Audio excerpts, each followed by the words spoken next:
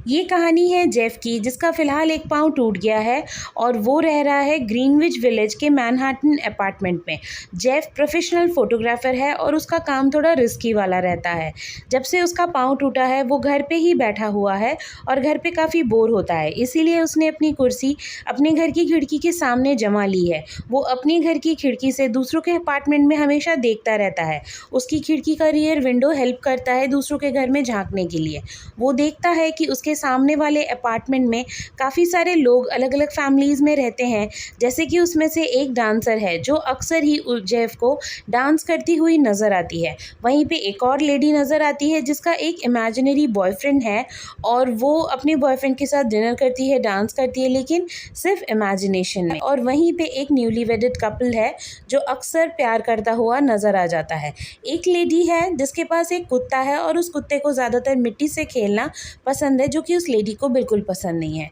एक मूर्तिकार का भी घर जेफ के घर से दिखाई देता है और दूसरी तरफ थॉरवेल का घर दिखता है, जिसकी बीवी हमेशा बेड पे लेटी रहती है क्योंकि वो बहुत बीमार है।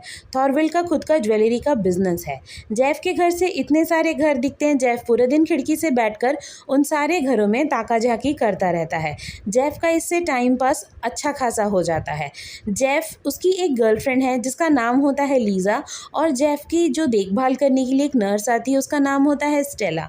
स्टेला एक दिन आके जेफ को बोलती है कि बस हो गया जेफ, अब तुम लीज़ा से शादी कर लो, लीज़ा तुमसे बहुत प्यार करती है।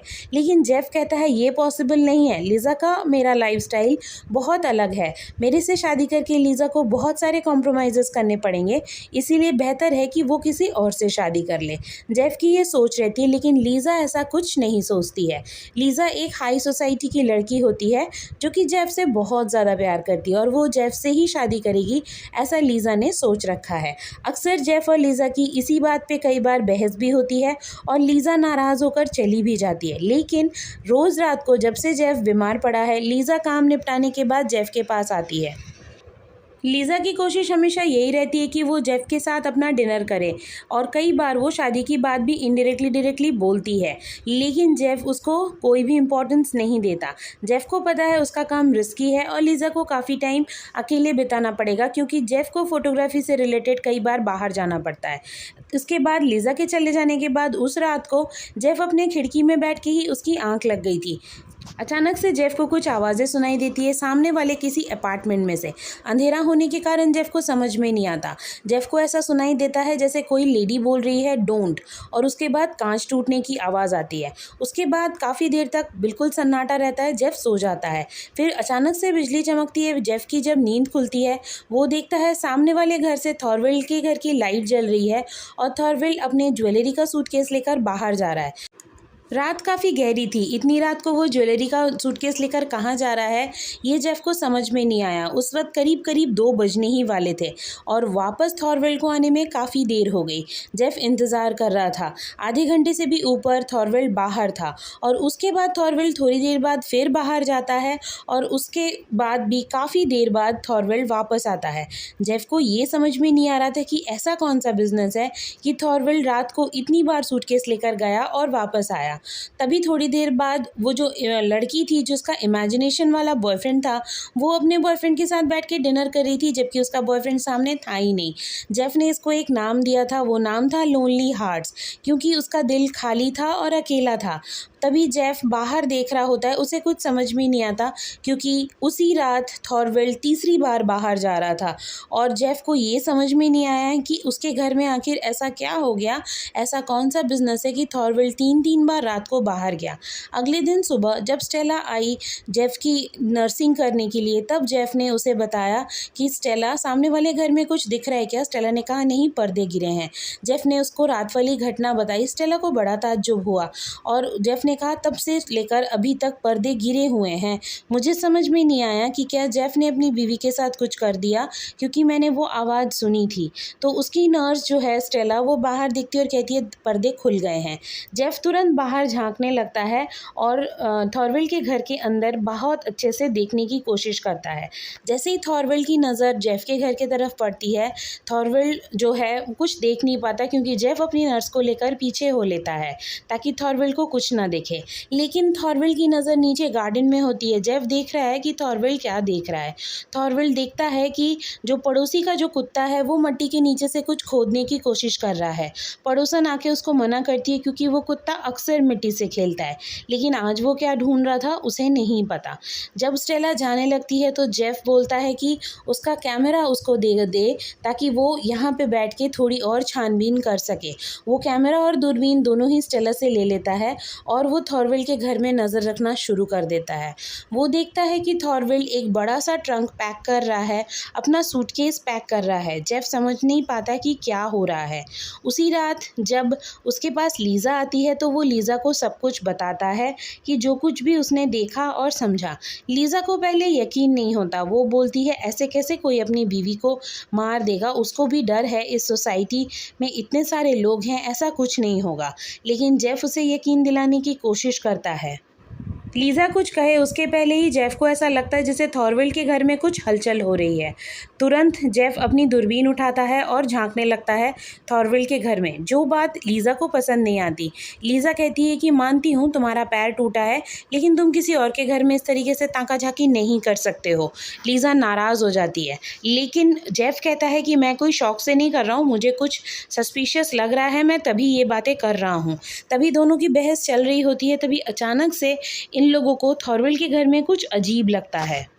लीज़ा और जेफ ये देखते हैं कि थॉरवेल एक बड़ा सा ट्रंक जो है वो पैक कर रहा होता है। उस ट्रंक में क्या है ये समझ में नहीं आता है, लेकिन इन लोगों को लगता है कि कुछ बहुत बड़ी साजिश चल रही है। लीज़ा यकीन करती है। लीज़ा कहती है ठीक है जेफ, तुम जो मदद मांगोगे मैं तुम्हें करके दूंगी, बताओ तुम्हें क्या चाहिए। जेफ उसे एक काम बताता है। लीज़ा तुरंत जाती है थॉरवेल के अपार्टमेंट की तरफ और वहाँ जाके वो थॉरवेल के घर का नंबर और घर का एड्रेस जेफ को फ़ोन कर बताती है। अब रात काफ़ी हो चुकी होती है। थॉरवेल का घर बिल्कुल अंधेरे में डूबा होता है। जेफ को कुछ अच्छा नहीं लगता, इसलिए जेफ अपने एक डिटेक्टिव फ्रेंड को फ़ोन करके, जिसका नाम डॉयल होता है, उसको सब कुछ बताता है और वो ये भी बताता है कि उस रात उसने क्या क्या सुना। अगले दिन जब स्टेला आती है तो ब्रेकफास्ट करता रहता है जेफ। तभी वो लोग देखते हैं थॉरवेल के घर में 2 कुरियर वाले आके उस ट्रंक को ले जा रहे हैं। तो जेफ जल्दी से स्टेला को बोलता है जल्दी जाओ और उस ट्रक के नंबर को ले लो जिससे वो ट्रंक जाएगा। लेकिन स्टेला को पहुंचने में देर हो जाती है और उस ट्रंक का नंबर वो नहीं ले पाती है। इसीलिए अब जेफ अपने डिटेक्टिव फ्रेंड को कुछ भी बता नहीं पाता है कि आखिर किस ट्रंक में, किस बड़े से ट्रक में वो ट्रंक गया है। लेकिन जेफ डॉयल को वो सारी बातें बताता है जो उसने देखा। उस रात उसने क्या सुना, खिड़की का कांच टूटना, और उसके बाद उसकी बीवी, थॉरवेल की बीवी जो हमेशा खिड़की में से दिखती थी वो अब नहीं दिखती। तो डॉयल बोलता है इसमें कौन सी बड़ी बात है, हो सकता है वो कहीं घूमने गई हो। तो जेफ कहता है वो बीमार थी, वो नहीं उतर सकती थी अपने बेड से, वो घूमने कैसे जाएगी। तो डॉयल कहता है कि मैं पुलिस में हूँ और मैं डिटेक्टिव का भी काम करता हूँ, मैं ये रिपोर्ट तो नहीं दर्ज कर रहा हूँ, लेकिन हाँ तुम मेरे दोस्त हो तो मैं थोड़ी बहुत छानबीन ज़रूर कर सकता हूँ। लेकिन डॉयल को जेफ की बातों में भरोसा नहीं होता है। फिर भी वो कहता है कि मैं देखता हूँ मैं क्या कर सकता हूँ। वहाँ से डॉयल चला जाता है और डॉयल जब शाम को वापस आता है तो डॉयल बताता है जेफ को कि देखो ये बात तो कंफर्म हो चुकी है कि जो थॉरवेल की बीवी है वो अपने गांव चली गई है, वहां जाके वो ठीक हो जाएगी, उसे ऐसा लगता है, क्योंकि वहां पहुंचने के बाद उसने थॉरवेल को एक लेटर लिखा है जो कि थॉरवेल के लेटर बॉक्स से मुझे मिला। उसमें लिखा है कि मैं ठीक ठाक पहुंच गई, लव एमा, और एमा का नाम है थॉरवेल की बीवी का। और उसके बाद वो बताता है कि वो जो ट्रंक में तुमने जो सामान बोला था वो भी मैंने देखा, उसमें सिर्फ एमा के कपड़े थे जो कि पुलिस सुप्रिंटेंडेंट ने रिसीव किया था एमा के गाँव पहुँचने के बाद में एमा उसको लेकर गई। तो जेफ बोलता है कि वो जो रस्सियाँ, वो जो चाकू, वो सारी जो चीज़ें थॉरवेल ला रहा था उसका क्या मतलब है। तो डॉयल बोलता है वो सब उसके घर के काम की चीज़ें होंगी, क्योंकि सुबह 6 बजे थॉरवेल और उसकी बीवी को कहीं जाते हुए भी देखा गया है। थॉरवेल ने खुद एक ट्रेन का टिकट खरीदा है एमा के नाम का और उसके बाद उसको भेजा है, और उसके बाद वहाँ जाकर एमा ने ही वो ट्रंक रिसीव किया, ऐसा भी लोगों ने देखा है। तो हम कैसे मान लें कि थॉरवेल की बीवी अब इस दुनिया में नहीं है। इन शॉर्ट डॉयल किसी भी तरीके से मानने को तैयार नहीं है कि थॉरवेल ने अपनी बीवी को मारा है, लेकिन जेफ को पूरा विश्वास है। उसने जो भी देखा, उसने जो भी कहा, वो वापस अपनी रिसर्च शुरू करता है। अपनी दूरबीन से, कैमरे से हमेशा थॉरवेल पे नज़र रखता है। वो देखता है कि थॉरवेल फिर से अपना सामान पैक कर रहा है और अपनी बीवी का हैंड बैग यानी कि पर्स लेके उसमें ज्वेलरीज डाल रहा है। लिज़ा उस रात को मिलने आती है और लिज़ा को बताता है कि अगर उसकी बीवी गाँव चली गई है तो अपना हैंड बैग क्यों छोड़ कर गई है और उसमें ढेर सारी ज्वेलरीज है। लिज़ा बताती है हाँ, एक औरत कहीं भी जाती है वो अपना पर्स ज़रूर अपने साथ रखती है। और दूसरी बात, ज्वेलरीज़ कोई भी औरत अपने पर्स में नहीं रखती क्योंकि उससे ज्वेलरीज़ ख़राब हो जाती है। इसका मतलब साफ़ है कि अगर हैंडबैग उसका यहाँ है तो ज़रूर एमा के साथ कुछ गड़बड़ हो चुकी है। थॉरवेल ने हो सकता है अपनी बीवी को मार दिया है। इसके बाद दोनों डिस्कस करते हैं कि हमें अगर वो हैंडबैग मिल जाए तो शायद हमें कुछ क्लूज़ मिल जाएंगे। जेफ और लीज़ा आपस में बात कर रहे होते हैं, तभी डॉयल वहाँ पे आता है। ये लोग बताते हैं कि तुम कह रहे थे कि उसकी बीवी कहीं चली गई है और अपना जो सामान है उसने पूरे मंगवा लिए हैं। एक बात बताओ, अगर कोई कहीं जाता है तो अपना पूरे कपड़े लेकर कहाँ कौन जाता है? और दूसरा, फिर लीज़ा बोलती है कि उसने अपना हैंडबैग भी यहीं छोड़ दिया है और उसने अपनी सारी ज्वेलरीज़ भी यहाँ रखी हुई हैं। बिना ज्वेलरीज़ के, बिना हैंडबैग के, सिर्फ अपने कपड़े लेकर वो कहाँ जाएगी? लेकिन डॉयल लीज़ा को बताता है कि ऐसा कुछ नहीं है। वहाँ पे एमा को देखा गया है, वो अपने हस्बैंड के साथ ट्रेन में चढ़ी है और उसके बाद वहाँ पे उसने वो ट्रंक रिसीव भी किया है। और उसके बाद जो जेफ है वो बोलता है डॉयल को, क्यों नहीं तुम उसके घर में जाकर एक बार तलाशी ले लो। तो डॉयल बोलता है कि बड़ी मुश्किल से ये डिटेक्टिव का बैज मैं अपने पास रखा हुआ हूँ, अगर मैं वहाँ पे जाता हूँ तो हो सकता है कि मुझसे ये बैज छीन लिया जाए, जो कि मैं नहीं होने दूँगा। इसीलिए मैं उसके घर में बिना वारंट के तो नहीं जा सकता, और वारंट बनाने जैसा मेरे पास अभी ऐसा कुछ भी क्लू नहीं है, क्योंकि मैंने थॉरवेल के बारे में पूरी जानकारी हासिल की है। मुझे ऐसा उसके खिलाफ कुछ भी नहीं मिला। फाइनली वो गुड बाय बोल के वहाँ से चला जाता है। इन शॉर्ट, वो मदद नहीं कर सकता। डॉयल के जाने के बाद लीज़ा जेफ को बोलती है कि हो सकता है हमारे मन का वहम हो, अगर उसकी बीवी वो ट्रंक लेने आई थी तो उसकी बीवी मर कैसे सकती है। जेफ बोलता है हाँ छोड़ो, मैं भी कुछ ज़्यादा ही सोच रहा हूँ उस रात के बाद से। तभी अचानक से पर्दों के पीछे से दूसरे अपार्टमेंट से रोने की आवाज़ आती है। जेफ और लीज़ा बाहर देखते हैं तो वो औरत रो रही होती है जिसके पास कुत्ता था, उसे किसी ने मार दिया था। वो अक्सर मिट्टी से खेलता था। जेफ को याद आता है कि उस रात वो थॉरवेल का गार्डन खोदने की कोशिश कर रहा था, जैसे उसे कुछ निकालना चाहता हो, और उसके बाद वो कुत्ता मर गया। जेफ देखता है कि उस औरत की रोना सुनकर सारे लोग अपार्टमेंट से बाहर आ जाते हैं सिवाय थॉरवेल के, क्योंकि थॉरवेल अपने कमरे में अंधेरा करके बैठा था और अंदर एक सिगार की लाल लाइट जल रही थी। जेफ ये बात नोटिस करता है और लीज़ा को बताता है कि याद है उस दिन वो कुत्ता कुछ खोदने की कोशिश कर रहा था और उसके बाद आज वो मर गया।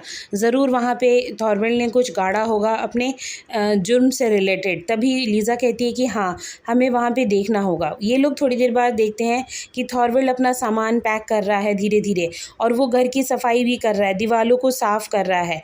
लीज़ा कहती है कि क्या किया जाए। तभी जेफ एक लेटर लिखता है जिसमें उसमें वो लिखता है कि मुझे पता है तुमने अपनी बीवी के साथ क्या किया है। लीज़ा वो लेटर ले जाकर किसी तरीके से थॉरवेल के दरवाजे के नीचे से पास कर देती है। थॉरवेल वो देखता है लेटर और वो थोड़ा परेशान हो जाता है। थॉरवेल को नहीं पता कि और कौन है जो उसका राज जानता है। थॉरवेल को परेशान देखकर जेफ कंफर्म होता है कि बहुत बड़ी कुछ साजिश हो चुकी है। अब तब जेफ के दिमाग में एक आइडिया आता है कि क्यों ना उस गार्डन में जाकर देखा जाए कि वहाँ उसने क्या छुपाया है। तभी जो जेफ है वो थॉरवेल का नंबर निकालता है टेलीफोन डायरेक्टरी से और वो थॉरवेल को फ़ोन करता है और एक रेस्टोरेंट में बुलाता है, ये बोलने के लिए कि मुझे पता है तुमने क्या किया है, चलो कुछ डील की जाए। तो थॉरवेल घबरा जाता है। थॉरवेल तुरंत तैयार होकर अपने उस रेस्टोरेंट के लिए निकल जाता है जो जेफ अपने खिड़की में बैठकर देख रहा होता है। थॉरवेल के जाने के बाद लीज़ा और जो स्टेला है वो लोग जाते हैं उस गार्डन में जहाँ उस दिन वो कुत्ता कुछ ढूंढ रहा था। वहाँ वो लोग पूरी खुदाई करते हैं लेकिन इन लोगों को कुछ नहीं मिलता है। और तभी लीज़ा के दिमाग में एक आइडिया आता है कि क्यों ना थॉरवेल के घर जाकर कुछ छानबीन की जाए। जो लीज़ा तुरंत जाती है और एमा का पर्स निकाल कर, यानी कि थॉरवेल की वाइफ का पर्स निकाल कर उसमें छानबीन करने लगती है। तभी वहाँ पे थॉरवेल आ जाता है। लीज़ा छुपने की कोशिश तो करती है लेकिन थॉरविल को समझ में आ चुका होता है कि उस घर में कोई है। ये सब कुछ जेफ दूर खिड़की से देख रहा होता है। जेफ और स्टेला काफ़ी डर जाते हैं। जेफ तुरंत पुलिस को फ़ोन कर देता है कि मेरे सामने वाले अपार्टमेंट में एक आदमी एक औरत को मार रहा है। लेकिन जो थॉरविल को ये सब कुछ नहीं पता रहता है। थॉरविल ढूंढता है पूरे घर में, और थोड़ी देर बाद जो थॉरविल है वो उस पूरे घर की लाइट को ऑफ करके एक बड़ा सा चाकू निकाल लेता है ताकि वो लीज़ा को बाहर निकाल सके। लीज़ा बाहर आ जाती है। थॉरविल उसे पकड़कर पूछता ही है कि तुम मेरे घर में क्या कर रही थी बताओ। तभी वहाँ पे पुलिस आ जाती है। थॉरविल ये भी बोलता है कि ये पर्स तो मैं अंदर रख के गया था, तुम इस पर्स को लेकर क्या करती हो। पुलिस के आने के पहले थॉरविल ऐसा बोलता है, लेकिन फाइनली जब तक लीज़ा उसे कुछ बता पाए, जेफ पुलिस को बता देता है, और जिसके कारण पुलिस आ जाती है और लीज़ा की जान बच जाती है। लीज़ा को पता है जेफ सब कुछ देख रहा होता है। तभी वो हाथ पीछे करके जेफ को इशारा करती है अपनी वेडिंग रिंग की तरफ दिखाकर। वो वेडिंग रिंग एमा की होती है, और ये बात थॉरविल देख लेता है कि लीज़ा किसी को इशारा कर रही है। वो जान जाता है कि जेफ अपने घर से सब कुछ देख रहा है। जेफ तुरंत लाइट ऑफ कराता है स्टेला से, लेकिन थॉरविल सब कुछ समझ चुका होता है तब तक, और पुलिस जो है वो लीज़ा को लेकर चली जाती है। जेफ तुरंत डॉयल को फ़ोन करता है और बताता है सारी बात, और ये भी बताता है कि लीज़ा पुलिस थाने में जा चुकी है, उसे बचा लो जाकर। और वो स्टेला को बोलता है जाके उसको बेल दिलाओ, मैं यहाँ पे ठीक हूँ। इधर थॉरविल पूरा का पूरा केस समझ चुका है। वो लेटर मिलना, उसको रेस्टोरेंट में बुलाना, या फिर उसके घर में अचानक से पुलिस आ जाना, थॉरविल जान चुका है कि उसका राज जो है वो खुल चुका है। जब जेफ सारी बात डॉयल को बताता है तो डॉयल बोलता है ठीक है मैं आता हूँ तुम्हारे पास। और जब जेफ फ़ोन रखता है उसके पास दोबारा घंटी आती है, तो कोई उसे फ़ोन कर रहा होता है। जेफ काफ़ी बार हेलो हेलो बोलता है, लेकिन कोई फ़ोन में बात नहीं करता। जेफ घबरा जाता है, और तभी वहाँ दूसरी तरफ से फ़ोन रख दिया जाता है। जेफ को लगता है कि कुछ अब बहुत बड़ा होने वाला है। अचानक से जेफ के घर की घंटी बजती है, और जेफ को लगता है कि डॉयल आया है। जेफ जल्दी से जाकर दरवाज़ा खोलता है, लेकिन सामने डॉयल नहीं, सामने थॉरविल खड़ा रहता है अंधेरे में। पहले तो जेफ उसे देख नहीं पाता, लेकिन बाद में जेफ समझ जाता है कि थॉरविल आ चुका है। जेफ क्या करेगा उसे समझ में नहीं आता। जेफ के दिमाग में एक बात आती है। वो तुरंत पीछे जाता है, खिड़की के पास से अपना कैमरा उठाता है और उससे बार बार थॉरविल की आंखों में फ्लैश मारने लगता है। थॉरविल की आंखों में थोड़ी देर के बाद थॉरविल की आंखें ब्लाइंड हो जाती है। थॉरविल को कुछ दिखाई नहीं देता कि जेफ कहाँ है, और यही मौका था जब जेफ बच सकता था। थोड़ी देर बाद जब थॉरविल नॉर्मल होता है तो उसे दिखाई देता है कि जेफ कहाँ है। अब वो उसे मारने के लिए आगे बढ़ता है। डॉयल को कहा था जेफ ने कि पहले वो लीज़ा को आज़ाद कराए, इसलिए डॉयल और स्टेला लीज़ा को आज़ाद कराने के बाद ये बात पुलिस को भी बताते हैं कि क्या किया है थॉरविल ने। तब पुलिस, लीज़ा, डॉयल, स्टेला सब लोग पहले थॉरविल के यहाँ जाते हैं। थॉरविल अपने घर में नहीं होता है। तब वो लोग थॉरविल की खिड़की से जेफ की खिड़की में देखते हैं कि थॉरविल जेफ को मारने की कोशिश कर रहा है। ये लोग भाग के आते हैं जेफ के घर में, लेकिन तब तक थॉरविल ने जेफ को खिड़की के नीचे से लटका दिया था, और इस वक्त कुछ ऐसा होने वाला था कि जेफ की अब जान जा सकती है। लेकिन तभी जब जेफ को वो नीचे गिरा देते हैं, थॉरविल नीचे गिरा देता है, तो दो पुलिस वाले जो हैं वो जेफ को पकड़ लेते हैं। जेफ को चोट लगती है, और इधर थॉरविल को पुलिस आकर पकड़ लेती है, क्योंकि थॉरविल के पास भागने का कोई स्कोप नहीं था। बाद में थॉरविल ये पूरी बात मानता है कि हाँ उसी ने अपनी वाइफ को मारा, और उसके बाद उसने सबूत छुपा दिए। उसने अपनी वाइफ की बॉडी को भी अंदर दफना दिया, और रात होने के बाद वहाँ से उसको निकाल लिया। उसे नहीं पता था कि कोई उसे देख रहा है, और फिर थॉरविल को पुलिस लेकर चली जाती है। इधर जेफ, जो कि अब एक पाँव में पट्टी बांध कर बैठा था, अब वो सुकून से लेटा हुआ है, क्योंकि अब उसके दोनों पाँव में पट्टी बंध चुकी है। इसका मतलब उसके दोनों पाँव में फ्रैक्चर हो चुका है। जेफ इसीलिए भी और मुस्कुराता है, क्योंकि जेफ अब अपने सामने वाले अपार्टमेंट में देखता है तो वो ये देखता है कि वहाँ पे कुछ और नए लोग आ गए हैं रहने के लिए, और वो लेडी जिसका एक इमेजिनरी बॉयफ्रेंड था उसको अब एक सच में बॉयफ्रेंड मिल गया है। अब वो लोनली हार्ट्स नहीं रही। अब जो डांसर थी उसका भी बॉयफ्रेंड वापस आ चुका है। अब सब लोग आपस में प्यार में डूबे हुए हैं। उस लेडी का जिसका कुत्ता मर गया था उसने एक नया कुत्ता ले लिया, और वो काफ़ी खुश है, क्योंकि इस बार वो मिट्टी से भी नहीं खेलता है। लीज़ा जेफ को देख रही है सामने बैठकर, और एक किताब पढ़ रही है। लीज़ा जेफ़ के सामने वो किताब इसलिए पढ़ रही थी क्योंकि उस किताब का टाइटल था बियॉन्ड द हिमालयाज़। जेफ़ को अक्सर हिमालय में जाना पड़ता था फ़ोटोग्राफ़ी के लिए। वो सिर्फ़ ये बताना चाहती थी जेफ़ को कि उसे हिमालयाज़ पसंद है और अगली बार जब वो जाए तो उसको लेकर जाए। लेकिन वो जब देखती है कि जेफ़ आराम से सो रहा है, वो नहीं देख रहा है लीज़ा को, तब लीज़ा अपनी मनपसंद फ़ैशन मैगज़ीन उठा के पढ़ने लगती है, क्योंकि तब उस बियॉन्ड द हिमालयाज़ का कोई काम नहीं था। तो इस तरीके से एक पाँव टूटे हुए आदमी ने अपनी खिड़की पर बैठकर एक खून का मामला सॉल्व कर दिया और अभी भी लीज़ा इंतज़ार कर रही है कि कब जेफ़ हाँ बोलेगा शादी के लिए। तो guys, hope you like the explanation.